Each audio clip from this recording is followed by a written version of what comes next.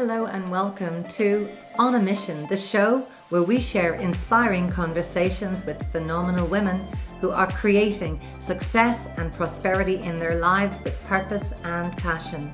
I'm Pauline Rohdich, a success mindset coach and clinical hypnotherapist, and I'm on a personal mission to remind you that you are a beautiful soul and you have so much potential. And my intention for this show is to give you the nudge to answer your own calling and to rise up and take on your life's mission.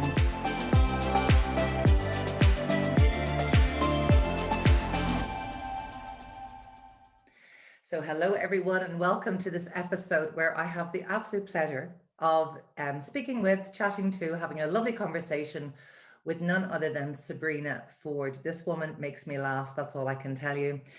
We haven't met in person, but we've had a couple of conversations. And, you know, I just think she's the most fantastic lady. I'm really inspired by her story. And she is the founder and creator of a jewellery line here in Ireland called Ruzo. And the Ru and the Zo are the first two letters of her daughter's names, Ruby and Zoe. And I just think it's a lovely story.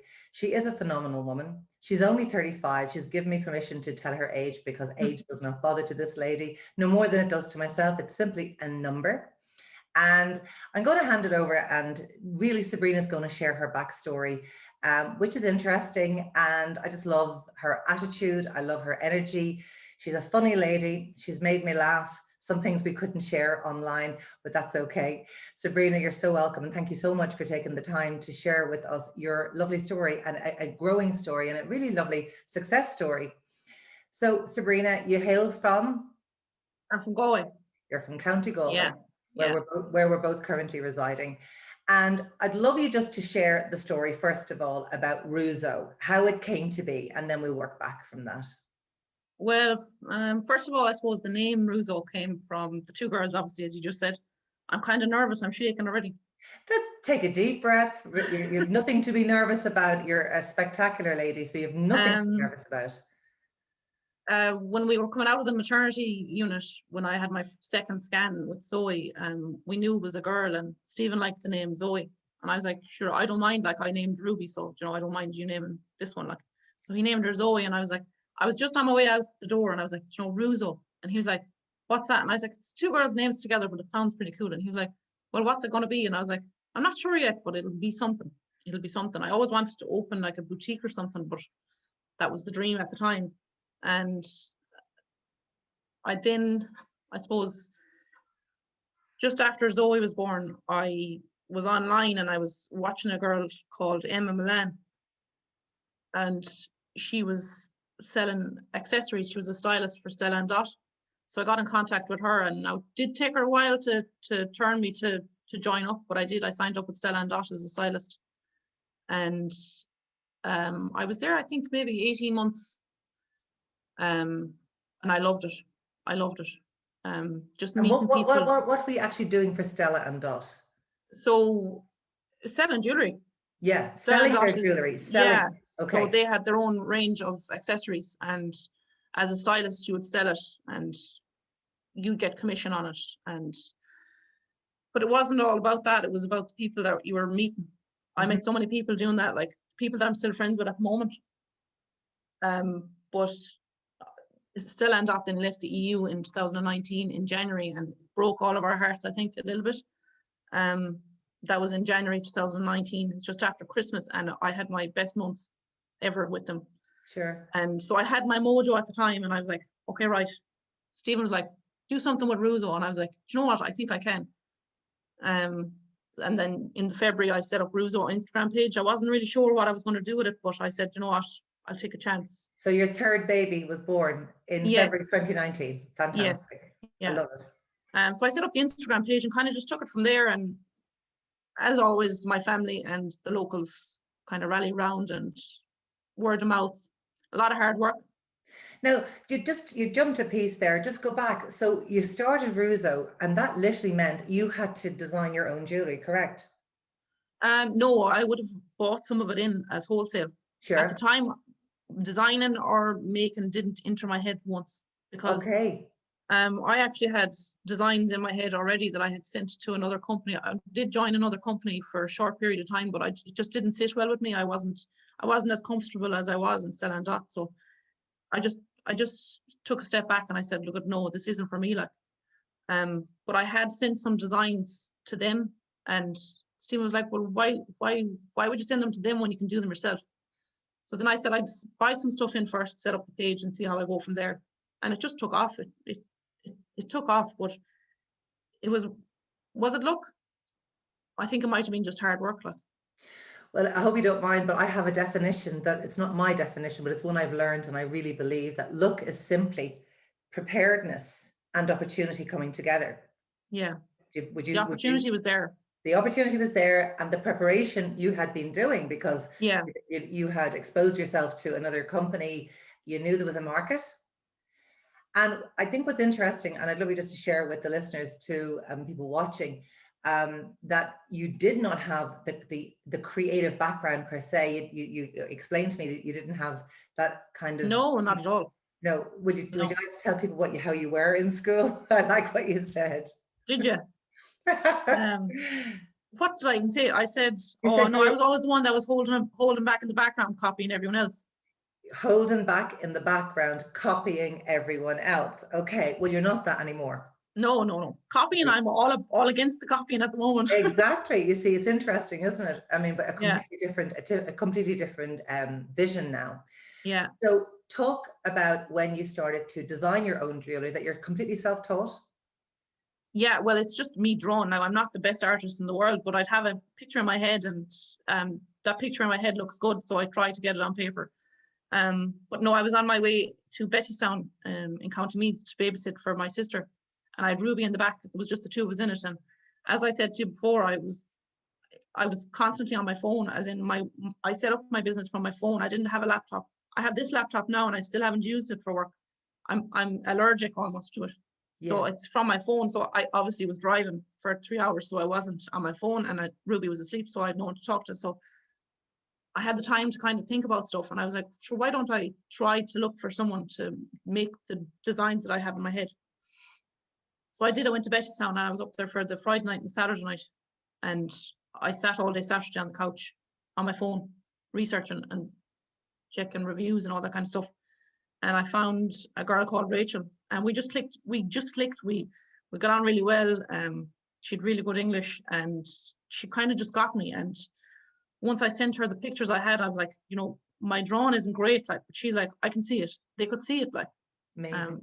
So that is just amazing. That gives me actually butterflies. It's so fantastic. But I don't even know, because I've had a little bit of a chat with you prior to us going live here, and just talking to you about the higher intelligence and where your inspiration's coming from. And I suppose you as you admitted, you never really gave yourself the time to really think, where is it actually coming from? Do you feel now, after us having a little chat earlier, that you can see that these ideas are coming from, what would you say? They're coming from somewhere. What's that somewhere, do you think? I'm not sure. I still really find it hard to answer that question, because I don't know. Like, as I said, I'd be lying in bed and I'd be like, geez, I might give that a try tomorrow. And like, if you don't try, you won't know. So I'll try and make something that's... Which is your favorite quote, and you think it's from a song by Oasis? I'm not sure. If you never try, you'll never know. Say it again. What are those words that you live by? If you never try, then you'll never know. See, I want to pause there, because I want people to just digest that as well. If you never try, you'll never know. I mean, one thing I've learned, and just in the few conversations that we've had, Sabrina, is your willingness to try, when so many people are actually terrified to try. And the interesting thing is that most ideas are stillborn. Not the most wonderful word I find to describe it, but what it means ultimately is the idea comes and people say, well, that's a good idea. And then they add to that, but it'll never happen. I can't do it. I've no resources. I've no money. I've no knowledge. I don't know where to start with it. But in your case, even though you cannot right now perhaps discern where that is coming from, you're open to considering that this is coming from a higher intelligence, from the universe, right? Yeah. But regardless of that, even the not knowing that, you're still doing. And it's so interesting, because I hope you see this as a compliment, that you would be probably at this moment in time on your journey classified as an unconscious competent, meaning that you're getting success and great success, but you're not really sure how.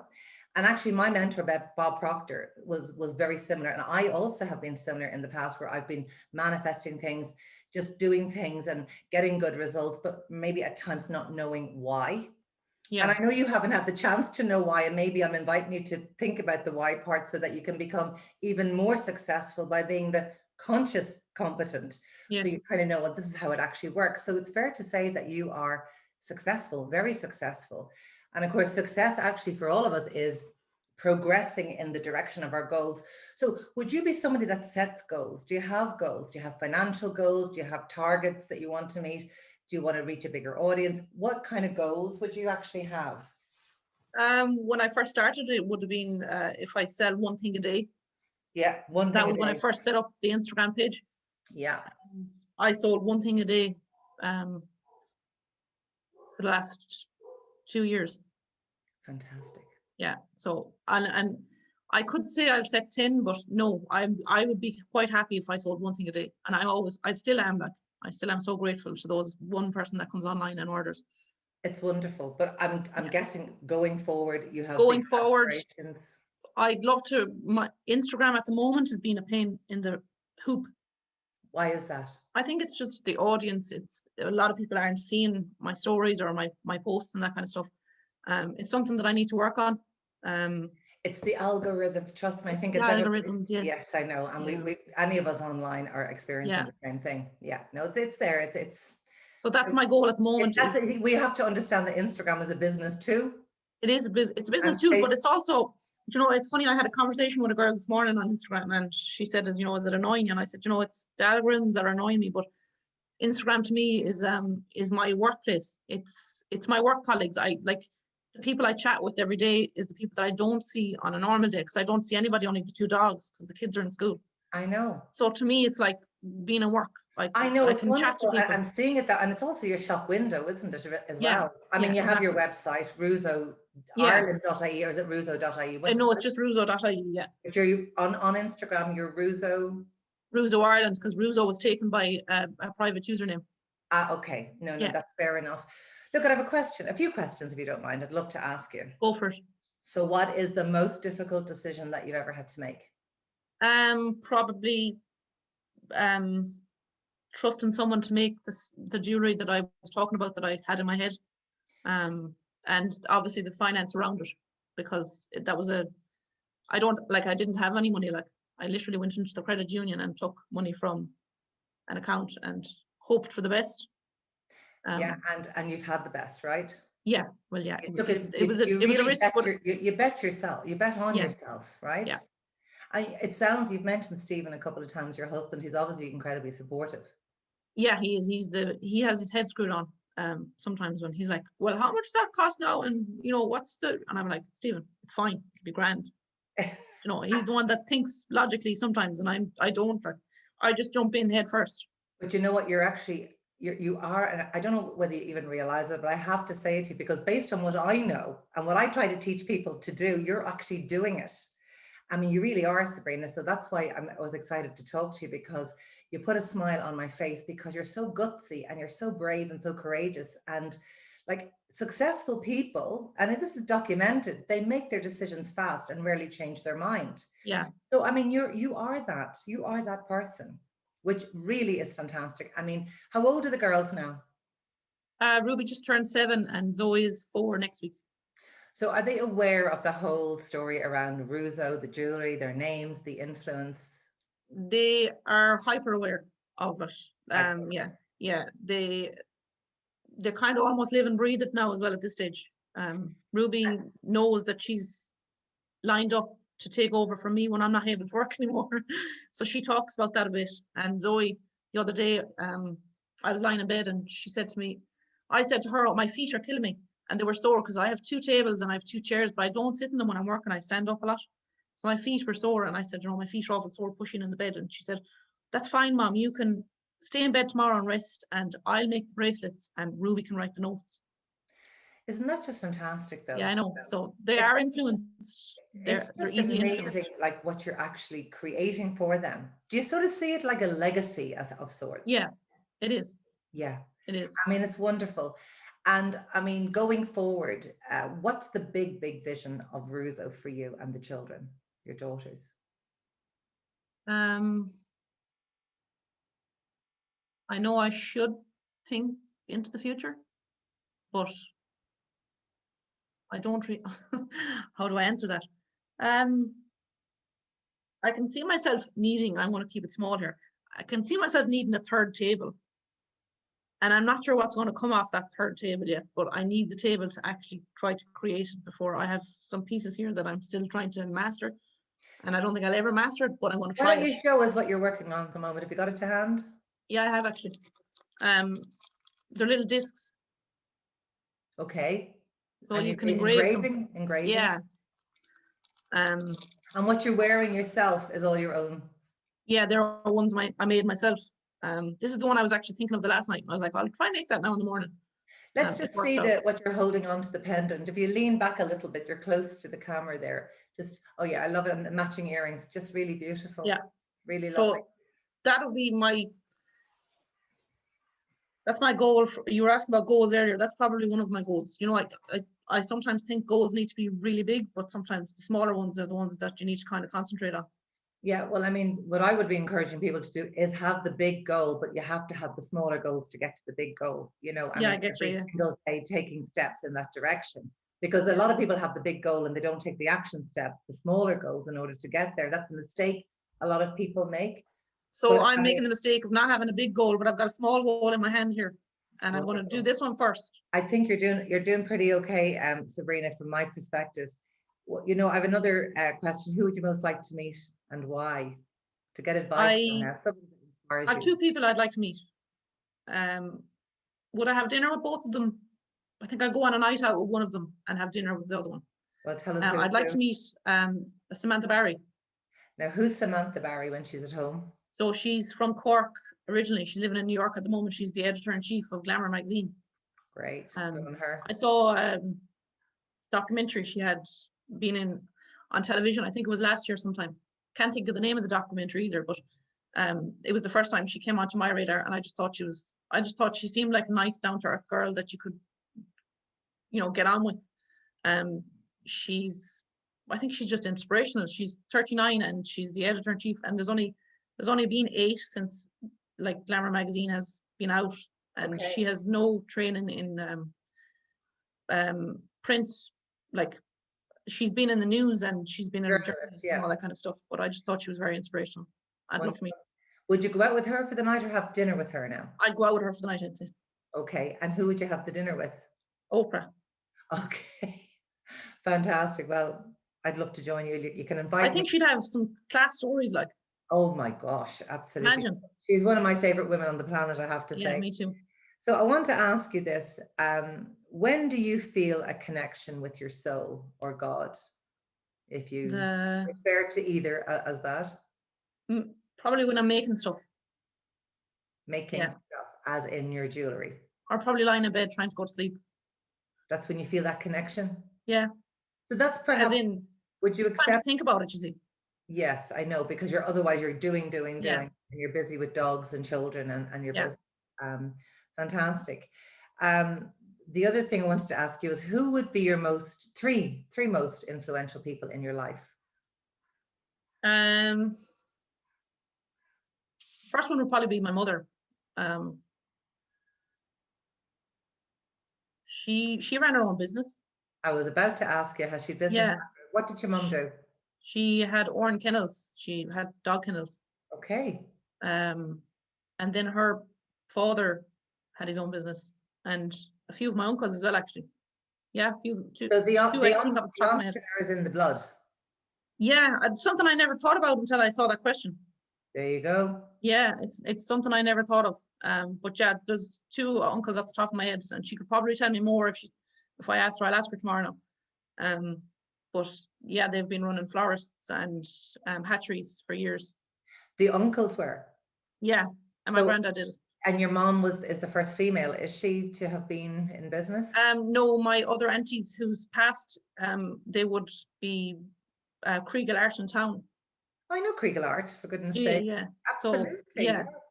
Yeah, I've been in there and I'm a customer of theirs and have been for, over the years, for yeah. sure.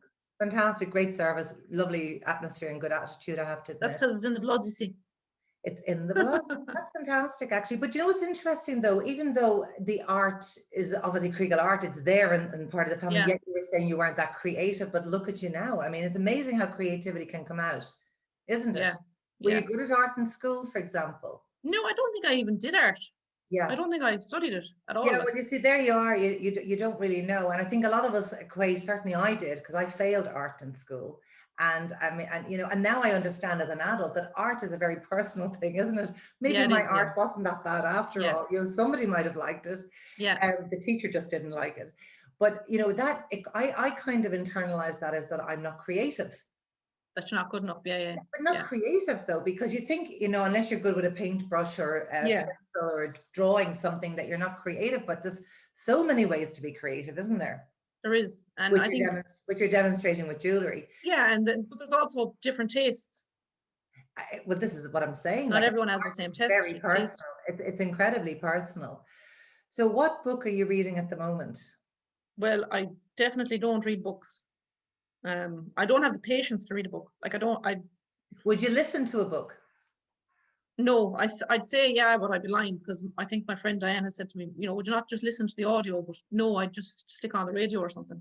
I don't know. I'll never say never, but I don't. But I did buy a book a few weeks ago. It hasn't arrived yet, but it's the Glamour Top 30 Most Influential Women That Have Changed the World or something like that. It's a longer kind of a title, but it's basically 30 influential women. I don't know who's in it, but it sounded appealing, so I bought it. Well, fair play to you, and I think you're definitely on to the right track with that. But what would you say at this stage, Sabrina, that what you're currently doing is a calling? Do you feel you're on a mission with it? Do you feel it is what you're meant to be doing? Yeah, it took a long time to get here, but it definitely is. Like, I mean, there's a box down the room that has jewelry in it since 2006 that I tried to make in Australia. Right. Yeah, and I went to a bead shop and I spent a fortune, but didn't get the proper stuff to make the stuff. I had it in my head as always, but yeah, I did. It's always been something I've wanted to do, but I never said it out loud. Probably. And what advice would you give to your younger self?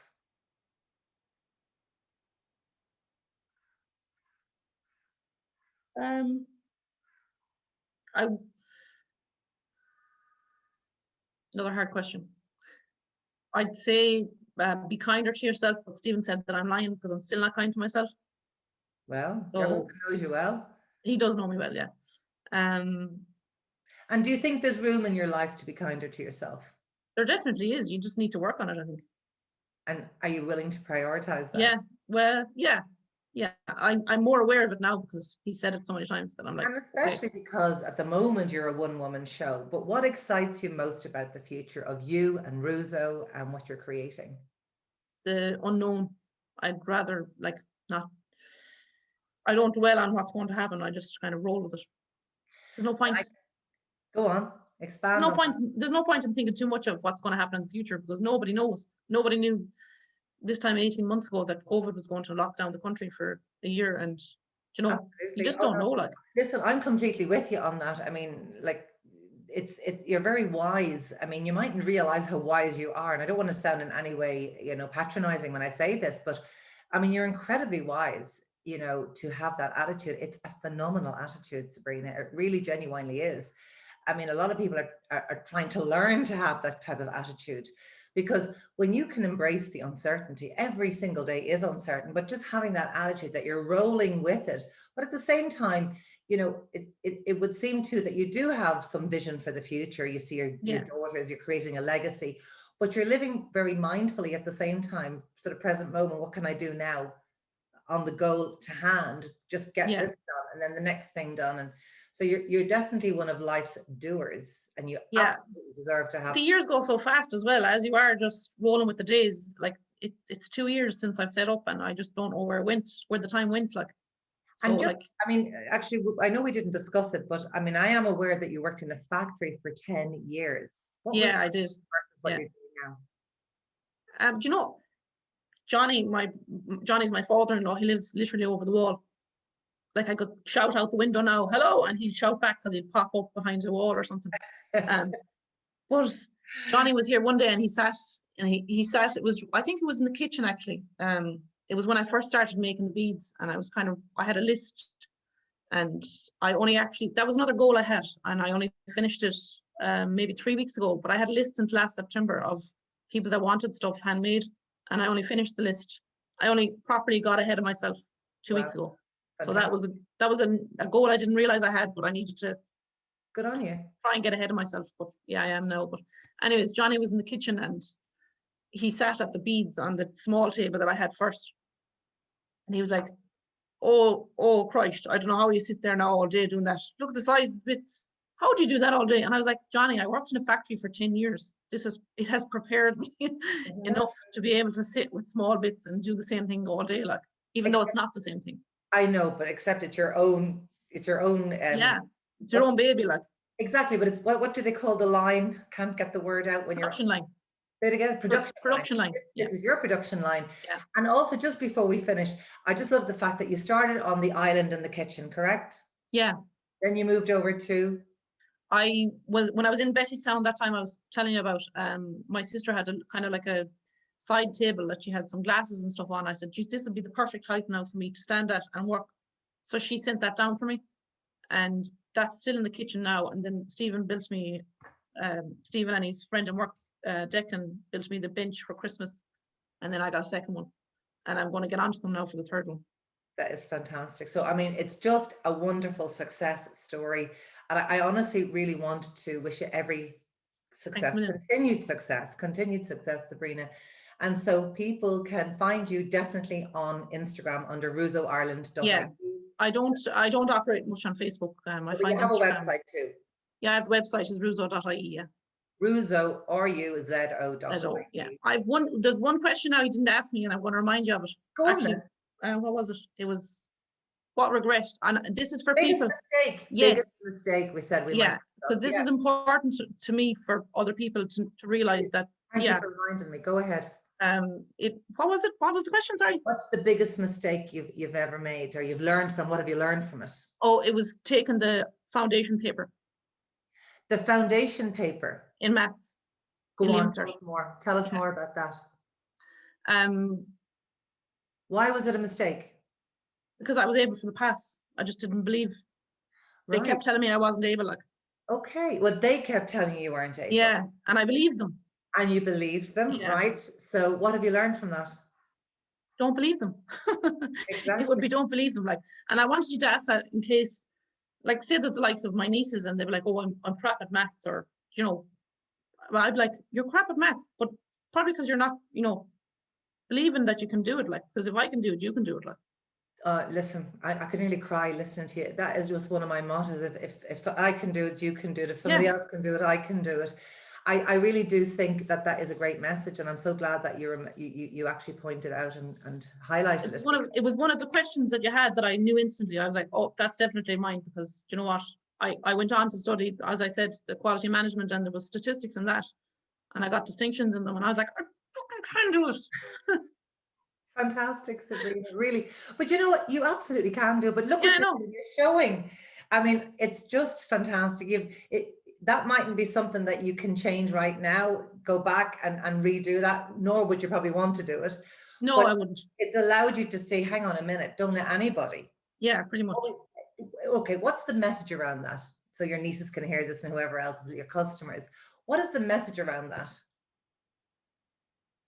Look for help if you can't do something. If you can't do something that badly, that's not even in business, just academically. Like if my kid said, you know, like Ruby says I can't spell this word, I'm like, sure, try, like sound it out, you know, look, you know, I'll help you. Like that's it. So basic. Like it really and truly is. And I think what people need to understand is that we're only using about 10% of our potential.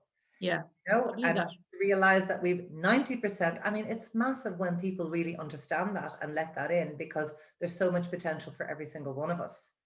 And I just love I love the way you've been able to completely change from the quality control in a factory environment to your own production line in your own jewelry line, and the beautiful story of your two daughters that inspired the fabulous name. It just seems really, it's really spot on, I have to say. Yeah, I it really is. love it. And it's really strange, but I can see it so equated to jewelry.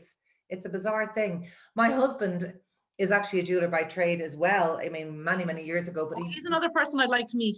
I'd bring him. Yeah, I'd bring him out a night out. and you know, funny enough, he said he'd be more than happy to talk to you, I have to admit, even though in his working life, he never really developed, but he grew up in jewelers as a jeweler's son, and they still have a family business. And I mean, I'm familiar with a lot of the labels that would have come through the door. So Russo most definitely is, in my head, a jewelry sounding brand. Yeah. So look, at continued success with it. Keep doing what you're doing. Look after yourself though, because you need to take care of your good self and have your little pause breaks and reflect, and keep working on it. Honestly, all I would say to you is just take good care of you and bring what you have to the world, and let those ideas continue to flow, because you need to be looking after yourself for the ideas and the inspiration to come. I might try the meditation you were talking about. Yeah, I'd love to introduce you to a bit of meditation. I don't know what to have the patience for sitting there listening to myself. Well, think about it this way. A lot of people think I haven't got the time to do it, and a lot of people think I can't do it. Meditation is, maybe initially you have to really talk yourself into it, but it's the rewards of the meditation. It's what it allows for you. It creates space for the inspiration to come in, and it's just a beautiful container to get rid of some of the noise.